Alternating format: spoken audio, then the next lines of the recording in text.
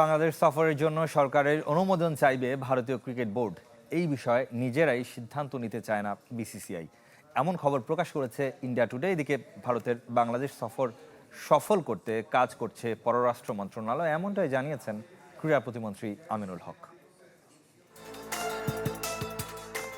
Team India Bangladesh সফরে আসবে নাকি আসবে না, বিসিবির মতো ভারতীয় ক্রিকেট বোর্ডেও কাটেনি অনিশ্চয়তা।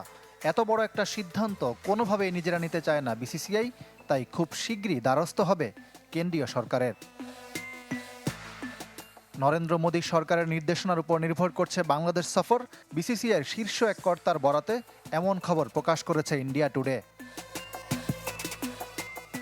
নাম প্রকাশে অনিচ্ছুক সেই কর্মকর্তা এটাও নিশ্চিত করেছেন, বিসিবির সঙ্গে তাদের নিয়মিত যোগাযোগ হচ্ছে। সরকারের নির্দেশনার পর খুব দ্রুত একটা কিছু জানা যাবে।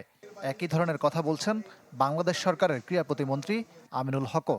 ইন্ডিয়ান হাই কমিশন এবং ইন্ডিয়ার পররাষ্ট্র মন্ত্রণালয়ের সাথে আমাদের পররাষ্ট্র মন্ত্রী প্রতিমন্ত্রী তারা কাজ করছেন, সো দ্যাট আমরা একটু সময় দেন, আমাদের এই কাজটি চলমান রয়েছে।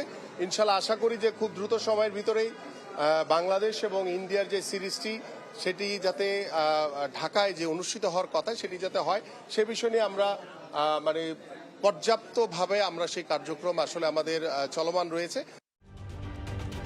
ঢালাইয়ে দৃঢ়তা, নির্মাণে নিশ্চয়তা, প্রিমিয়ার সিমেন্ট, ঢালাইয়ের রাজা। 29 আগস্ট থেকে 15 সেপ্টেম্বর উইন্ডোতে 3টি করে ওয়ানডে ও টি-20 খেলতে আসার কথা ভারতের। তাও এই সফরটি ছিল গত বছর। দুই দেশের রাজনৈতিক সম্পর্কের টানাপোড়েন সম্প্রতি যেন আরও বেড়েছে, ফলে খুব একটা আশার কথা শোনাতে পারছেন না কেউ। ক্রিকেট বোর্ড আগামী কয়েকদিনের মধ্যে সংবাদ সম্মেলন করে বিস্তারিত জানাতে পারে। গুঞ্জন আছে বাংলাদেশ সফরে আসতে না চাইলে সিরিজটি কোনো নিরপেক্ষ ভেন্যুতেও হতে পারে। ইকরাম হোসাইন, চ্যানেল 24, ঢাকা।